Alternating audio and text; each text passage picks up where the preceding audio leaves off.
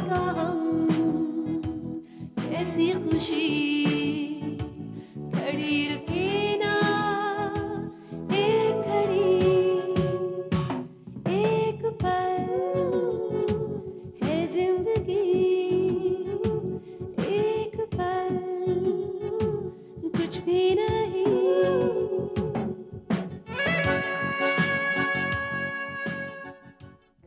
Aunty आप बिल्कुल चिंता मत कीजिए, करण भैया को कुछ नहीं होगा।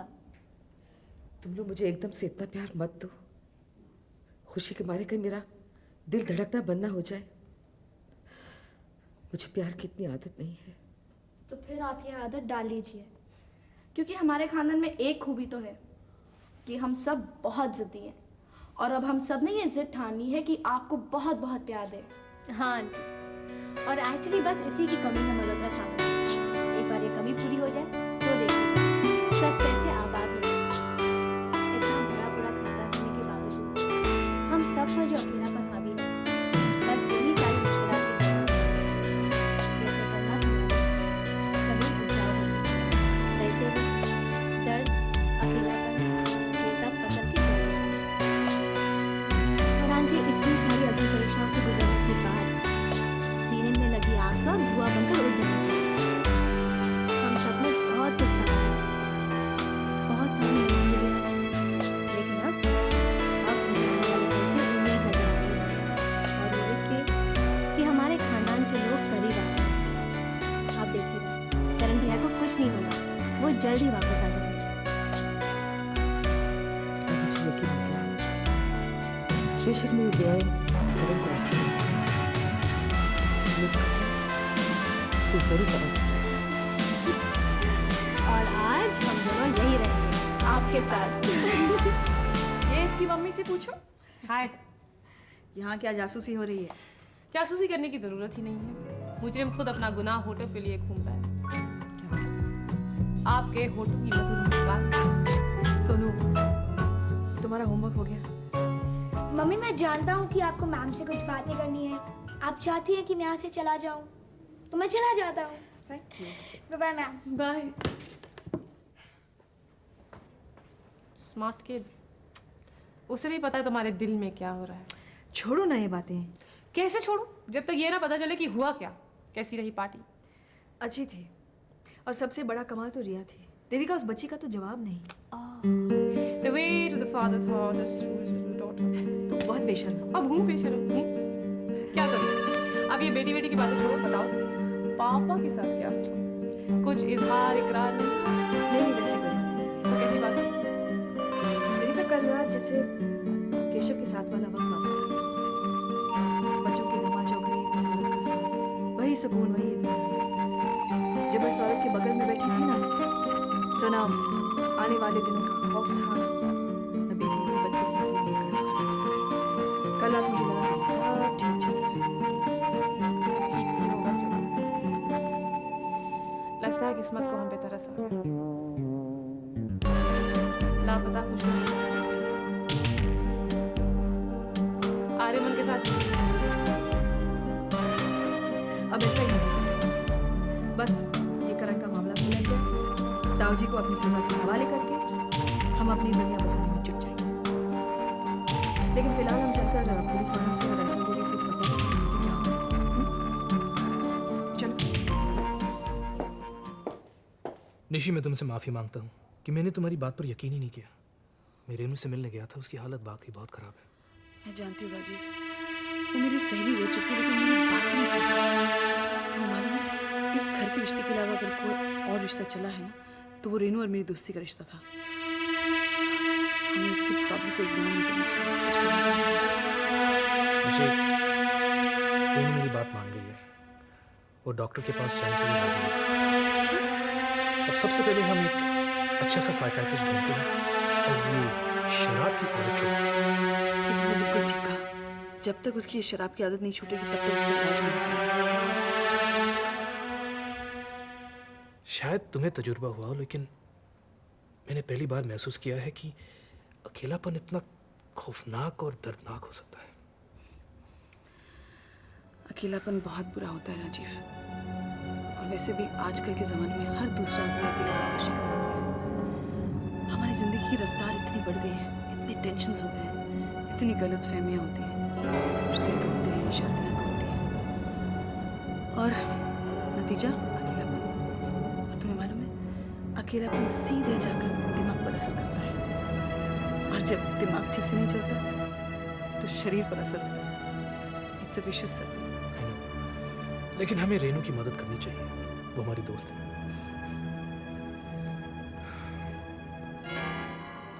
ऋषभ, ऋषभ, ऋषभ, हाय बेटा। तुम तो रिलैक्स लग रहे हो। क्यों रिलैक्स लगता हो तो बुरा लगता हो क्या? टेंशन में आ जाओ। नहीं ये बात नहीं, तुमने ऑफिस से फोन किया था ना कि कोई बहुत बड़ी प्रॉब्लम है, घर आ जाओ। हाँ क्या था? तो मैं सारे काम काज छोड़कर यहाँ आ गई हूँ, क्या बात है? मेधा, इतना सब तुमने अपने ऋषभ के लिए किया ना, अफसोस नहीं करोगी। ये क्या मजाक है? तुमने छोट मोट की प्रॉब्लम की बात क्यों की? अरे नहीं मेधा, प्रॉब्लम तो बहुत भारी है जिसे सिर्फ तुम सॉल्व कर सकती हो। आपका अंदाज देखकर मेरी समझ में आ रहा है। मुस्कुराकर कह रहे हो बहुत बड़ी प्रॉब्लम है, क्यों मुझे बेवकूफ बना रहे हो? अरे मेधा, बेवकूफ बनाने के लिए सारी दुनिया तो पड़ी है, और फिर इतने बुरे कारीगर भी नहीं है। तुम्हें बनाना है तो कुछ बेहतर बनाएंगे, क्योंकि बेवकूफ तो तुम ऑलरेडी। ऋषभ, मैं खामखा सीरियस हो गई थी। क्या क्या प्रॉब्लम है? छोड़ो प्रॉब्लम को, अब चला जाए। हाँ तुम कहीं जा रहे हो? हाँ, वो लंच करने जाना है। वेरी गुड, तुमने मुझे यहाँ बुलाया, तुम बाहर जा रहे हो कि बाय? अरे लेकिन तुम कहाँ जा रही हो? मैं लंच पे अकेला थोड़ी जा रहा हूँ। वहां टेबल 2 लोगों के लिए बुक्ड है, ऋषभ मल्होत्रा और उनके साथ होंगी मेधा हेगड़े। क्या? सच तो यह है कि कुछ दिनों से एक बहुत बड़े प्रॉब्लम से गुजर रहा हूँ। हमारी एक दोस्त हुआ करती थी जिनका नाम था मेधा हेगड़े। वो मेधा हमेशा मेरे आसपास थी, लेकिन मेरी किसी गलती की वजह से मैंने उनसे सिर्फ फासला किए बैठे।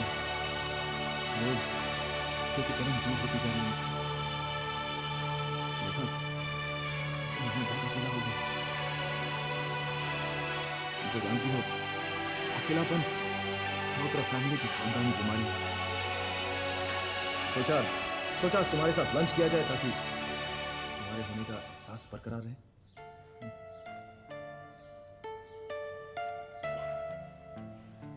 तो मेरे आसपास होने का एहसास हुआ? थोड़ा सा, थोड़ा ज्यादा, लेकिन थोड़ा ही ज्यादा। कौन है? कम इन। ये तो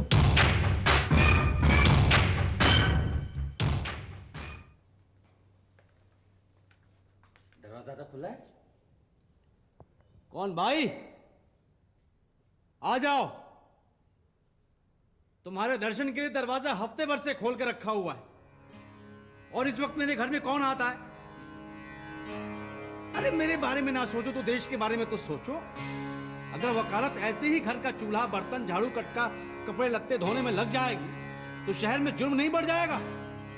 तो इतनी देशभक्ति की तो उम्मीद तुमसे की जा सकती है कि कम से कम एक वकील के घर तो बराबर काम पर आया करो। हालत देखो जरा घर की, और जाने तुमने झाड़ू भी कहां रखी है कि ढूंढ ढूंढ के परेशान हो गया। जिस वकील के घर में इतनी धूल मिट्टी हो, वो गुनाह की गंदगी को साफ करने का दावा कैसे कर सकता है? अब कुछ बोलो भी, सांप सूंघ गया है क्या?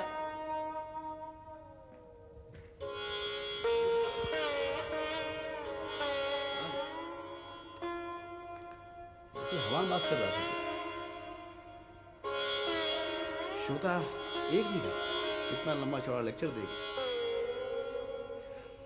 म्युनिसिपैलिटी वाले देखेंगे, अकेले में बात करते हुए तो पकड़ के लेके जाएंगे। पकड़ा तो तू गया ही है। हम तो ठान कर आए थे कि तेरी शादी करवा के जाएंगे।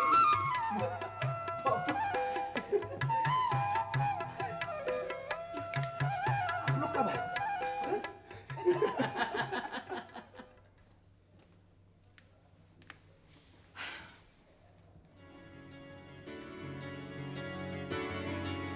क्या बात है बेटी? तबीयत तो ठीक है तेरी? हाँ माँ, तबीयत ठीक है, मिजाज जरा बिगड़ा हुआ है। क्या हुआ तेरे मिजाज को? कुछ नहीं, मैं पुलिस स्टेशन गई थी देविका के साथ, ये पता करने कि केशव के कत्ल के सिलसिले में कोई तरक्की हुई या नहीं। कुछ बताया उन लोगों ने? बताने लायक कुछ किया होगा तो बताइए। इन पुलिस वालों का भी समझ में नहीं आता। एक सवाल का जवाब नहीं देते और जाहिर ही करते हैं कि तहकीकात बड़ी जोरों शोरों से चल रही है और नतीजा देखो 0। और उन्हें जरा भी अफसोस नहीं कि केस सॉल्व नहीं हो रहा है। तो कई बार पुलिस वाले बातें बताते नहीं हैं, क्योंकि बातें छुपाना केस के लिए ठीक रहता है। चलो मैं मानती हूँ कि ये हो सकता है, लेकिन फिर भी वो दिल को दिलासा दे सकते हैं कि एक दिन नतीजा निकल आएगा। नीतू, क्या बात है नीतू? नीतू, क्या हुआ, तुम रो क्यों रही हो? रंजना आंटी की तबीयत बहुत खराब हो गई। क्या है रंजना देवी को? सॉरी, मैं गलत वक्त पर आ गई। नीतू छोड़ो उन बातों को, तुम ये बताओ कि तुम वहां से कहाँ मिली? दीदी और मैं उनसे मिलने गए थे। मैं एक आध दिन रहने वाली थी उनके साथ। बाकी सब कुछ ठीक है, बस थोड़ा सा परेशान थी करण भैया को लेकर। मैं जानती नहीं थी कि इतना दर्द दबाया हुआ है ना अपने दिल में। अचानक एक फोन की घंटी बजी और पता नहीं किसी ने उनसे क्या कहा फोन पर। एकदम पागल जैसी हो गई, चीखने चिल्लाने लगी। गई तो मैं उन्हें संभालने थी, पर मैं इतना डर गई कि वहां से भाग गई। मेरे बस में नहीं था उन्हें संभालना। तो ये काम उन 3 नामर्दों में से किसी का होगा। अजीत, केबी या अजीत, सिर्फ वही औरतों को डरा धमका सकते हैं। लेकिन तुम जानती हो उन्होंने वहां से कहा क्या? ऐसा कुछ जरूर कहा है जिससे आंटी की हालत एकदम बिगड़ गई। मुझे डर है कहीं उन तीनों ने करण को कोई नुकसान ना पहुंचाया हो। देखो तुम जाओ, मैं मां से मिलता हूं। Don't worry. भैया प्लीज कुछ बताओ, उनको ठीक कर दो, वो बहुत परेशान है। ये तो मेरी माँ है, लेकिन अपनी स्थिति को भरोसा नहीं करती। मेरा आजकल लंग्स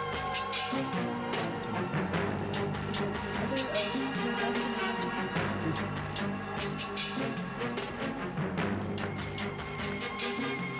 तो आप लोग कब आए? झाड़ू वाली बाई, हाँ। सॉरी। अब तो चिंता मत कर बेटे, अब मैं आ गई हूँ, साफ सफाई कर दूंगी। हाँ, लो। अरे जाने दो माँ, आज मुझे गंगा नहाने दो। अब साफ सफाई नहीं भी होती तो फर्क नहीं पड़ता है। ऋतु कैसी है? ऋतु, माँ मुझे तो आखिरी बार आज अगर ऋतु तुम्हारी लाडली बहू नहीं बनती तो तुम मुझे अपना दूध माफ कर। देखना तुम एक दिन उसे मुझसे भी ज्यादा प्यार करो। ए बरखुदा, सुनो, हमारी बहू में इतनी खूबियां हैं कि कोई अगर उनकी तारीफ करना शुरू कर दे तो रात हो जाएगी। चल अंदर चल, आराम से बैठकर हम तुझे उसकी वो खूबियां बताते हैं जो तू भी नहीं जानता होगा। अच्छा पापा, एक बात, आपने मुझे अपने मेरे बर्ताव के लिए माफ कर दिया ना? तेरे बर्ताव ने बेटे मेरी नजरों को साफ कर दिया। अब तक मैं तुझे प्यार करता था, अब तेरे इंसाफ की तारीफ करता हूँ। हम दोनों ने तुझे जो संस्कार दिए थे, तूने तो उसे संवार दिया। अगली पीढ़ी का फर्ज तूने पूरा निभाया बेटे। अरे मेरे बेटे में बहुत खूबियाँ है, कब तक इन बातें रहोगे? चलो हाथ पाँव धोकर कपड़े बदल लो, तब तक मैं सबके लिए चाय बनाती हूँ। चलो। पापा नहा लीजिए। अच्छा माँ, मेरे लिए अदरक की चाय जरूर बनाना। ठीक है, मैं अभी आया। ऋतु, सुन लो, इसे झाड़ू कहते हैं, इसे कटका। आज मैं कुछ नहीं सुनने वाली। कभी कह दो बाई नहीं है, कभी कह दो झाड़ू नहीं मिल रहा, लेकिन आज मैं पूरे घर की सफाई करूंगी, समझे? पकड़ो इसे। तुम्हें यही सब करना है? उसके पहले ही नौकरी क्यों ज्वाइन कर दी? मेरी बात सुनो, आज तो कम से कम नहीं। कंजूस आप हो। ठीक है, पगार मत देना। तुम मेरी बात सुनो। आज के दिन हम कुछ नहीं सुनने वाले, इसलिए चुप रहो।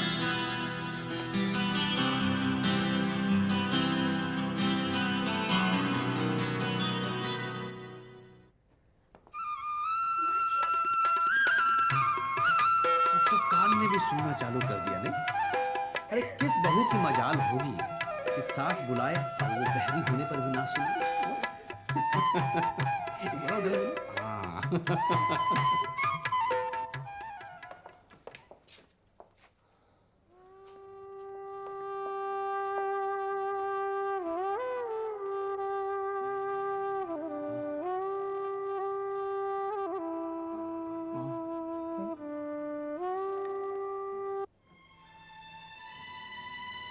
मुझे लगा मेरी करण वापस आ गई। कभी तो मुझे ऐसे प्लीज संभालो अपने आप को, संभालो अपने आप मैं तुम्हें हाथ जोड़ती हूँ, मेरे करण को बचा लो। अब तुम्हारा करण मेरा भी तो कुछ लगता है ना, और मैं अकेला नहीं, बहुत से लोग उसके लिए परेशान हैं, अपने दिन रात एक किए हुए हैं। तो फिर कोई नतीजा क्यों नहीं निकल रहा? मेरे बेटे को मुझसे इतना अलग क्यों रखा जा रहा है? ताजुब तो ये कि मैं आज तक जिंदा कैसे आ गई। देखो ऐसी बातें मत करो। मुझे पता है, करण की चिंता किसी को नहीं है। सब अपनी अपनी जिंदगी में व्यस्त हैं। ऐसा नहीं है। हम लोग सब उसके लिए बहुत परेशान हैं। परेशान होने से क्या? इससे बिना बिना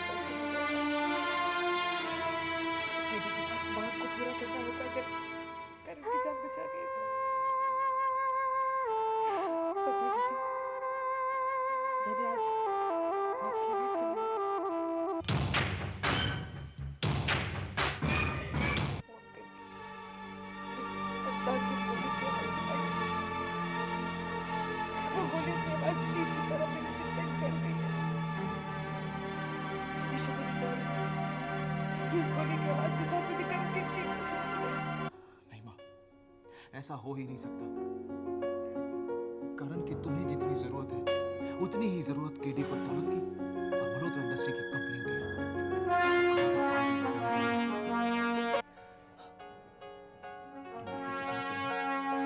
संभालो, मुझे कुछ काम है, मैं पुलिस स्टेशन जा रहा हूँ और मैं निधा को तुम्हारे साथ छोड़ दूंगा।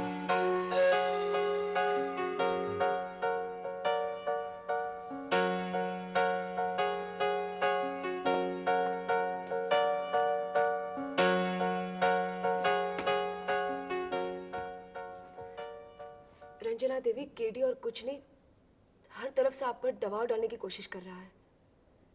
ऐसा भी तो हो सकता है कि तू ऋषभ पर दबाव डाल रही है कि वो करण को बचाने के लिए इतना पैसा न खर्चे।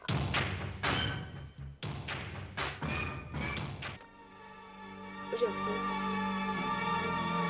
लेकिन उम्मीद है कि कहीं किसी मोड़ पर आप शायद मुझे समझ जाएंगे। वो मोड़ अभी तक तो नहीं आया, न जाने कब आएगा, पता नहीं आता नहीं।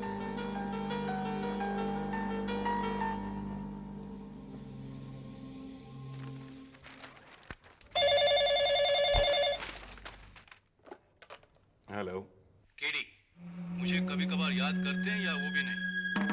बोलो केडी, सुन रहा हूँ। आपके और मेरे बीच हमेशा कोई ना कोई बुरी खबर होती है मिस्टर मैन मल्होत्रा, और इस बार बुरी खबर यह है कि मेरा सब्र अब धीरे धीरे टूट रहा है। जिस दिन ये सब्र पूरा टूट जाएगा, ठीक उसी दिन करण की सांसों का तामझाम भी तोड़ दिया जाएगा। समझे मिस्टर मैन मल्होत्रा? मेरी मांगे आप जल्दी से जल्दी पूरी कर दीजिए, वरना आपको ये बहुत महंगा पड़ेगा। उल्टी गिनती गिनना मैं आज से शुरू कर रहा हूं, या फिर मेरी मांगे पूरी कर दीजिए आप। That's enough, KD. तुम्हारी बातें अब बोर करती हैं। तुम्हारी बातों से डर तो लगता है, हाँ कभी कभार हंसी आ जाती है। तुम्हारी ये धमकियां सिर्फ तुम्हारा एंटरटेनमेंट कर सकती हैं और किसी का नहीं। रोगे मिस्टर महन मल्होत्रा, धाड़ मार मार कर रोगे तुम। पूरा मल्होत्रा खानदान कोरस में बैठकर रोएगा करण की मौत पर। लेकिन तुम तो अभी से रो रहे हो केडी। यकीन नहीं आता तो खुद अपनी आवाज रिकॉर्ड करके सुन लो। तुम्हारी चीखें आंसू में डूबी हुई, तुम्हारी बेबसी चिल्ला रही है, क्योंकि मल्होत्रा इंडस्ट्री को बर्बाद करने के चक्कर में तुम अपने आप को एक बार खुद बर्बाद कर चुके हो और अब दूसरी बार बर्बाद करने की कोशिश कर रहे हो। ये गलतफहमी तुम्हें बहुत महंगी पड़ेगी महन मल्होत्रा। मेरी बात मान लो, वो कागजात मेरे हवाले कर दो। जानते हो, तुम दुनिया के लिए भले कितने भी महंगे क्यों ना, लेकिन हमारे लिए बिल्कुल सस्ते। तुम्हारा भाव हमारी नजर में 2 कौड़ी का है, रहेगा और हमेशा ही ऐसा होगा। किसी भी गलत फहमी में मत रहना। हमारी हमारी रहमदिली को हमारी कमजोरी मत समझो। हम जब चाहें रंजीत, ताऊजी और तुम जैसे जानवरों को चुटकी भर में खत्म कर सकते हैं, बर्बाद कर सकते हैं। And we can prove that. जंग का ऐलान किया है बहन। तुम्हारी ये ललकार मुझे कबूल है। अब देखो जाओ क्या होता है। तो ठीक है केडी, जो करना है कर लो। मैं भी देखना चाहता हूँ आखिर तुम्हारी औकात है क्या, समझे? किसका फोन था? कोई नहीं यार, तुम बैठ। केडी का फोन, वही धमकियां दे रहा था, खोखली धमकियां। क्या क्या है? Just don't walk. मुझे चिंता है सिर्फ Ranjana. I think I should change and go see. मैं भी मिलता हूँ।